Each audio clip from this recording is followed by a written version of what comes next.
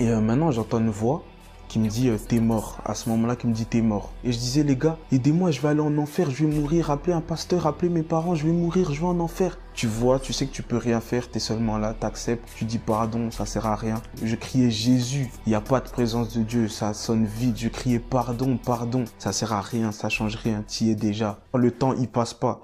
Et finalement, je me suis retrouvé en enfer. Mais quand je vous dis en enfer, c'est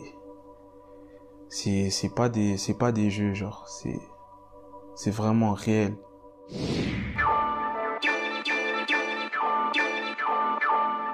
Bonjour à tous, donc moi c'est JD, mon nom complet c'est Jean David. Je vais vous expliquer mon témoignage. J'ai grandi dans l'église, mes parents servent depuis que je suis bébé, mais maintenant je suis tombé, on va dire, dans une routine, dans un ennui. Pour moi c'était ennuyant l'église, tout ce qui était l'église, quand on me parlait de Dieu c'était ennuyant. Donc j'ai été chercher de l'amusement dans le monde, dans tout ce qui était les filles, les fêtes, l'alcool, la bringue si je puis dire, également les bagarres.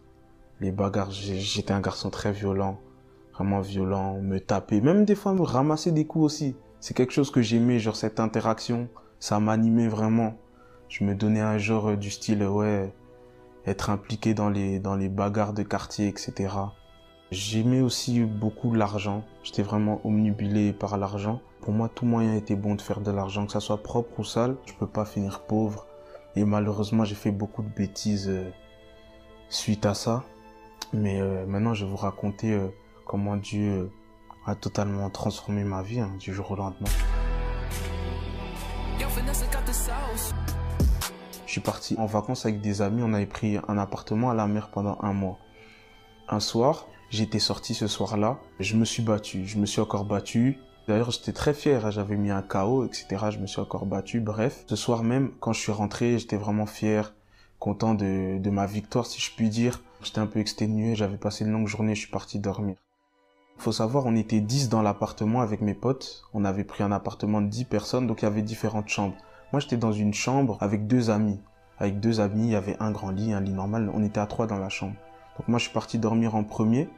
Et par la suite, mes amis m'ont rejoint. Mon pote, il aimait bien mettre des musiques un peu pour s'endormir, etc. Et ce soir-là, il avait mis une musique très très douce. C'était de la mélo comme ça, mais c'était pas de musique chrétienne. En temps normal, si j'avais écouté cette musique, vraiment, j'aurais apprécié et tout. Mais là, j'étais dans mon sommeil et je suis réveillé par une douleur. Je comprends pas ce qui se passe. Et il faut savoir que j'étais en train de trembler dans mon lit. J'avais vraiment des réactions. Genre, je sentais vraiment une brûlure qui venait de la musique. Et mon pote, il comprend pas ce qui se passe, il rigolait un peu, ils étaient 2, hein. Et je lui dis, s'il te plaît, coupe la musique. Et lui, il a pris ça à la légère, il a baissé le son un peu, il a pas vraiment coupé. Et donc moi, du coup, j'essaie de boucher mes oreilles. Et là, la musique me traverse, genre la musique me traverse, c'était une brûlure, des ondes bizarres. Et je continuais à trembler, je continuais vraiment à trembler. J'ai commencé à crier, je lui ai dit, coupe la musique. Frérot, il se passe vraiment quelque chose de bizarre. Et maintenant, j'entends une voix qui me dit t'es mort. À ce moment-là, qui me dit t'es mort. Donc moi je comprends pas, pris de panique, je commence à me lever, m'habiller. Je dis je peux pas rester ici, je dois partir. Parce que je sentais cette douleur, je me sentais mal, je comprenais pas ce qui se passait. Et j'ai commencé à dire à mes potes. Donc il y avait avec moi mon pote chrétien et mon pote musulman. J'ai dit ouais, priez pour moi les gars, priez pour moi. Je sais pas ce qui se passe, mais priez pour moi, appelez un pasteur. Appeler mes parents, mais prier pour moi. Et du coup, mon pote chrétien qui était avec moi, qui a mis la musique, il a pas vraiment fait attention. Mon pote musulman, il s'est vraiment mis à prier, prier, prier. Il faisait ses prières, du coup, en arabe, etc. Et maintenant, j'entends cette même voix qui est mort, qui m'a dit t'es mort, qui se moque de mon pote et qui dit ah ah ah, inconscient, tu pries la mauvaise personne. Et à ce moment-là, du coup, moi, j'ai vraiment paniqué. Et je me rapproche de lui, je dis frère arrête, je dis frérot arrête, arrête. Et lui il pensait que je sais pas, il me délivrait, donc ça veut dire qu'il parlait encore plus fort, encore plus fort. Et à ce moment-là, il m'est arrivé vraiment quelque chose de fou. J'étais là et je me suis vu moi-même, mais en train de flotter, moi-même devant moi. Donc ça veut dire que je me voyais 2 fois. Et à ce moment-là, je suis devenu, mais quand je vous dis complètement hystérique, j'étais fou. J'ai commencé à crier, sauter, j'essayais de courir en fait, comme si je courais après moi-même et j'étais fou, je criais. Et quand j'étais dans cet état-là, faut savoir que j'ai pris conscience de vraiment toute la vie. Je sais pas comment ça se fait, mais je savais tout. Et je disais, les gars, aidez-moi, je vais aller en enfer, je vais mourir, appelez un pasteur, appelez mes parents, je vais mourir, je vais en enfer. Et je courais après moi-même. Et mes potes, ils me contiennent, ils essayaient de me tenir parce que je sautais vraiment, je renversais tout dans l'appartement. Et ils me tiennent, et je dis, les gars, s'il vous plaît, tenez-moi, tenez-moi, tenez-moi. Ils disent, on tient, qu'est-ce qui se passe et tout? Je dis, tenez-moi. Et après, je dis, les gars, c'est trop tard, c'est fini pour moi, je vais aller en enfer. Donc, je vois mes potes me tenir de moins en moins, parce que je me sens tout simplement descendre, jusqu'à ce qu'il fasse vraiment, je sois vraiment dans le noir. Maintenant, à ce moment-là, la même voix là qui s'est moquée de moi, m'a dit, je t'avais dit, tu es mort, ça servait à rien de te débattre. Et je me vois en train de voler. Et on me dit, tu vois. Et après, je me vois en train de me battre. On me dit, tu vois. Et en fait, j'ai vu une série de choses que j'ai fait dans ma vie, de mal. Et à chaque fois, on me disait, tu vois, tu vois, tu vois, tu vois, tu vois. Il faut savoir que quand j'étais dans cet état-là, bon, comme je vous ai dit, je savais tout, je comprenais tout. Donc ça veut dire j'avais pris conscience du bien, du mal. J'avais pris conscience que le paradis, l'enfer existait. J'avais pris conscience de tout, de toute la vie. Et maintenant, j'entends orateur, orateur, orateur, orateur.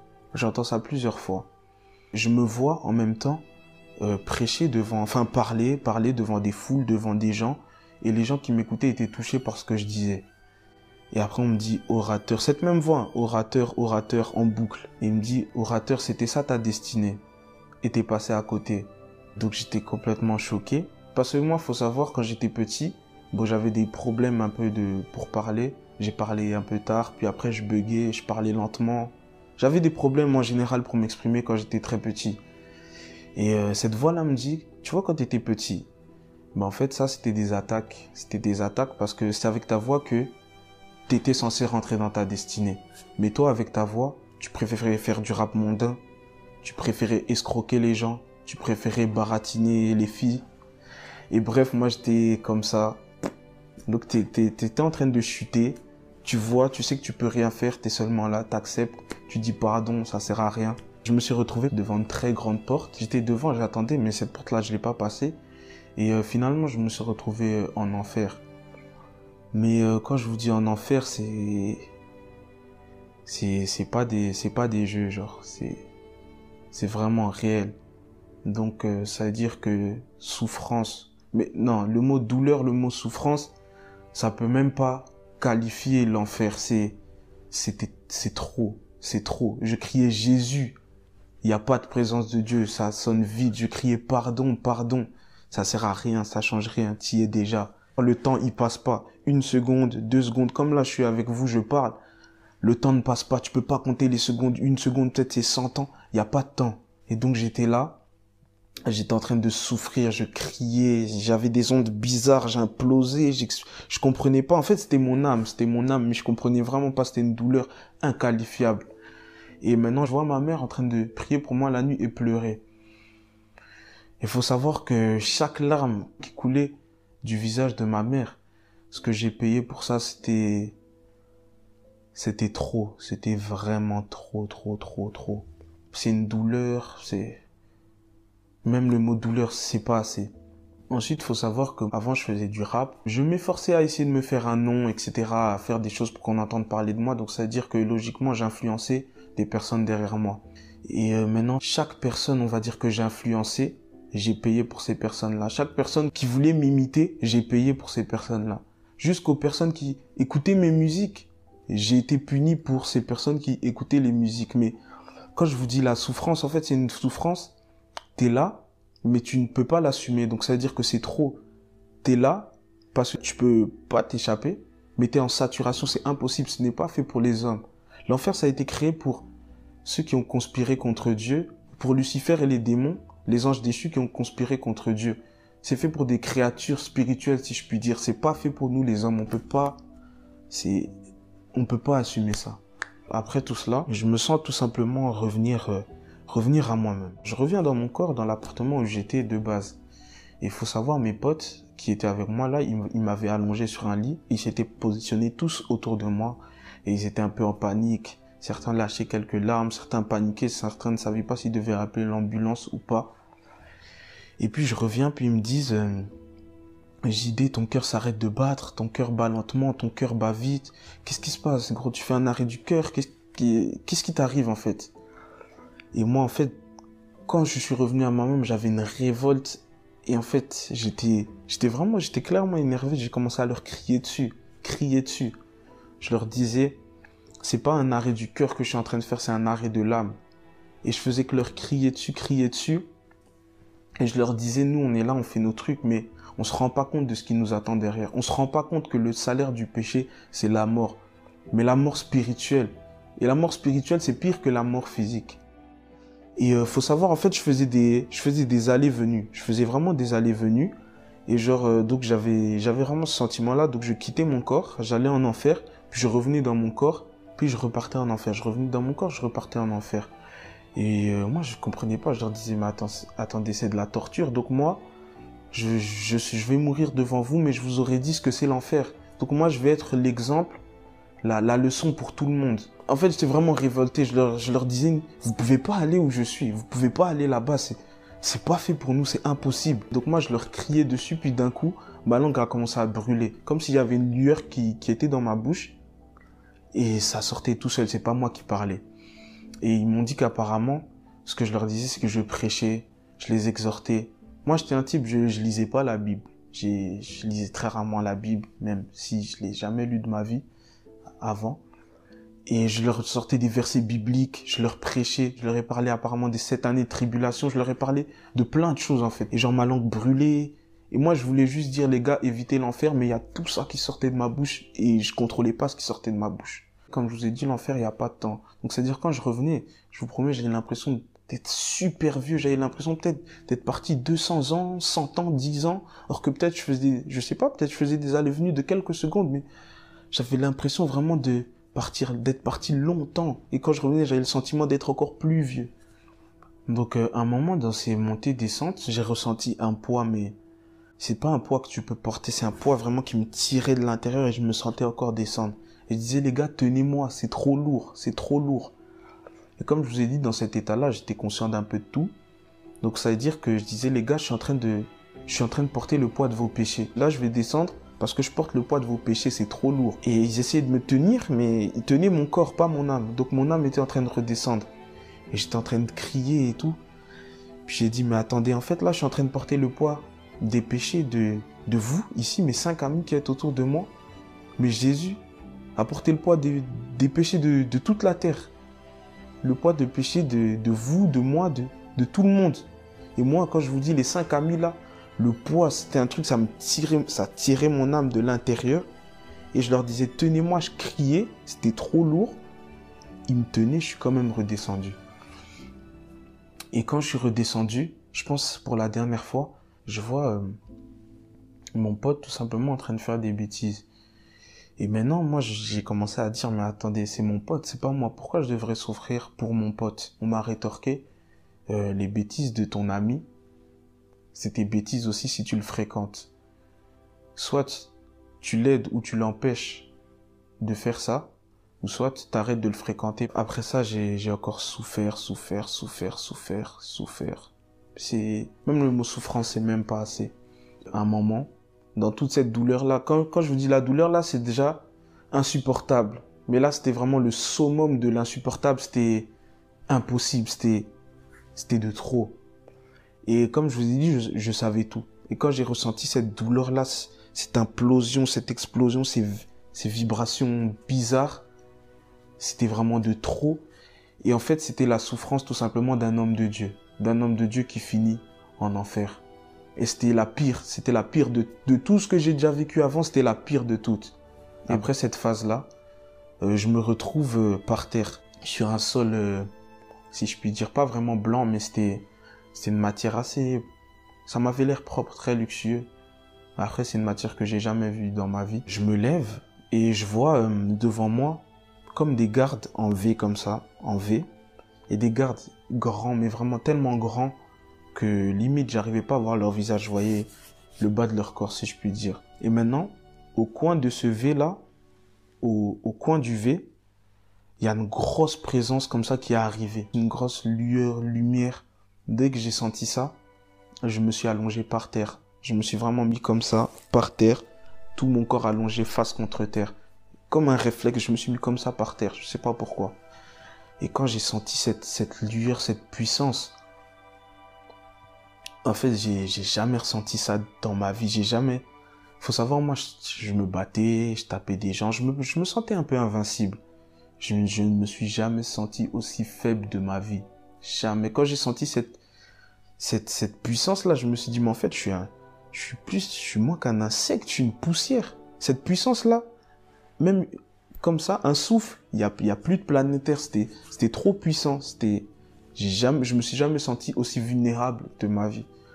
Et genre, j'étais tétanisé, j'avais vraiment peur. Enfin, c'était pas vraiment de la peur, c'était de la crainte, j'étais tétanisé, je bougeais pas. Déjà, je n'arrivais pas à bouger, j'arrivais pas à lever la tête et j'étais conscient que si je levais la tête, j'arrivais à regarder ça de mes yeux, j'allais complètement me faire désintégrer, c'était trop puissant, je pouvais même pas regarder, je pouvais pas lever les yeux. J'étais là en train de pleurer, je disais pardon, je veux pas mourir, pardon, je peux pas aller en enfer, pardon, pardon. Et je m'exprimais en fait, faut savoir, je m'exprimais un peu avec l'argot. J'étais un peu trop à l'aise quand je parlais. Je m'exprimais un peu en argot, des langages de jeunes, etc.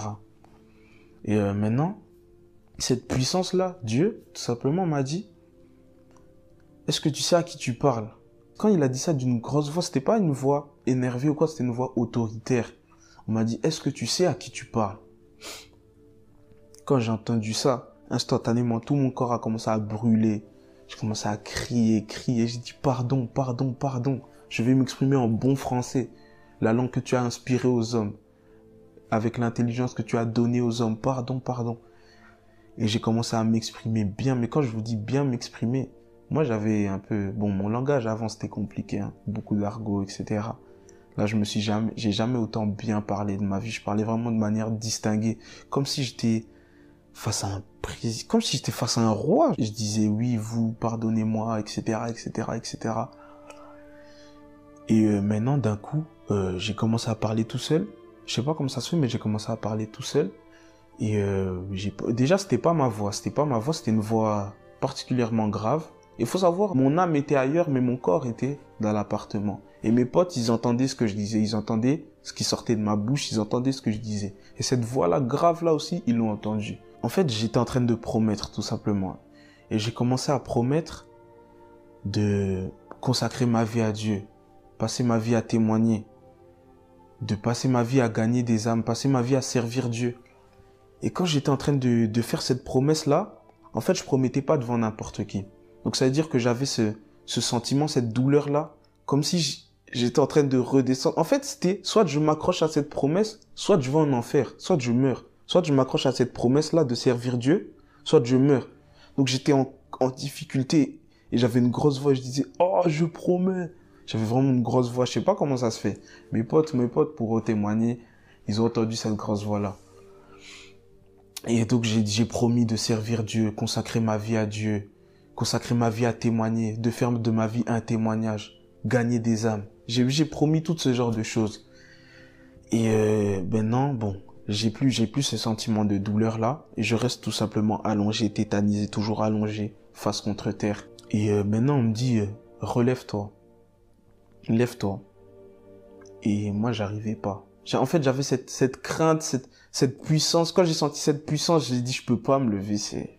J'arrivais pas à me lever. Je suis resté allongé toujours face contre terre. Maintenant on vient, quelqu'un m'aide à me relever tout simplement, m'aide à me relever. Je me mets pas debout droit, tête levée et tout, non. J'étais resté à genoux, on va dire, à genoux, un genou à terre et une jambe comme ça, et j'avais la tête baissée. Je pouvais pas lever la tête, c'était impossible. Donc quand j'ai été dans cette position-là, j'ai commencé à regarder autour de moi, mais pas devant. Hein. Donc j'avais toujours la tête baissée, je ne me permettais de regarder que sur les extrémités. Je pouvais pas, absolument pas lever la tête, impossible pour moi, j'allais me faire décimer. Trop puissant. Je vois tout autour de moi, en fait, plein d'hommes. Tout plein d'hommes. Et comme je vous ai dit, dans cet état-là, j'avais la connaissance et j'avais la conscience des choses. Je sais pas comment ça se fait, mais j'avais la conscience de tout. Et quand je voyais ces hommes-là, en fait, je voyais des hommes de Dieu. Je voyais des prophètes, des évangélistes, des pasteurs.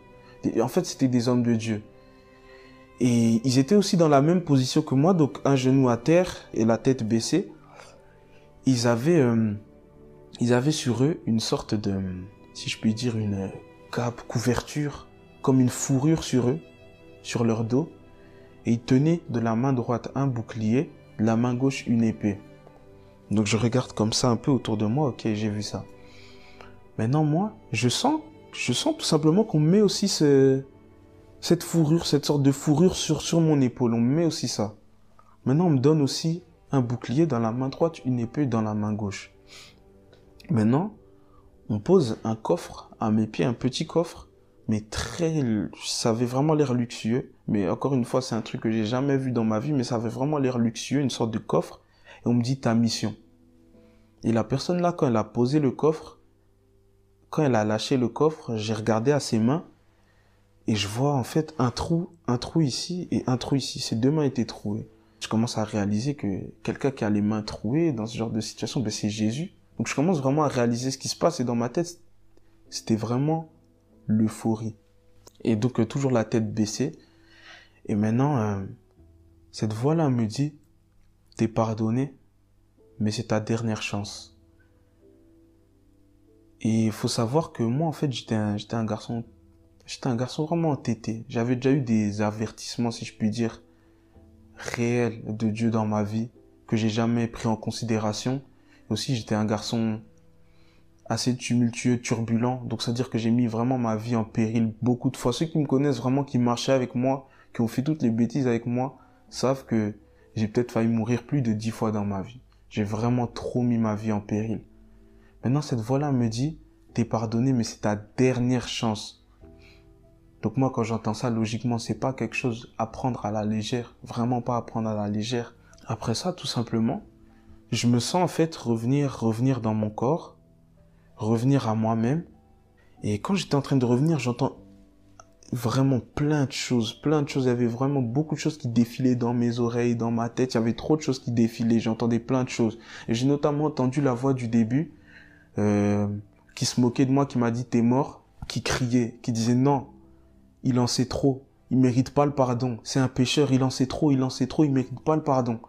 Et j'ai entendu vraiment beaucoup de choses, et maintenant je suis vraiment revenu vraiment dans mon corps, et j'étais vraiment en sueur, mon cœur battait vite, je vois mes potes allongés autour de moi, ils m'avaient allongé dans le lit, il y en avait certains qui pleuraient, certains qui stressaient, et quand je suis revenu, j'ai dit, quelle grâce. Et j'étais en boucle, je faisais que dire, quelle grâce. Et après, je leur disais, les gars, en fait, quand j'ai réalisé tout ce qui se passait, je disais, ah, mais attends, là, vous êtes que 6. Parce que je voyais qu'ils ont été touchés par ce qui m'est arrivé. Je dis, attends, donc là, vous êtes que 6.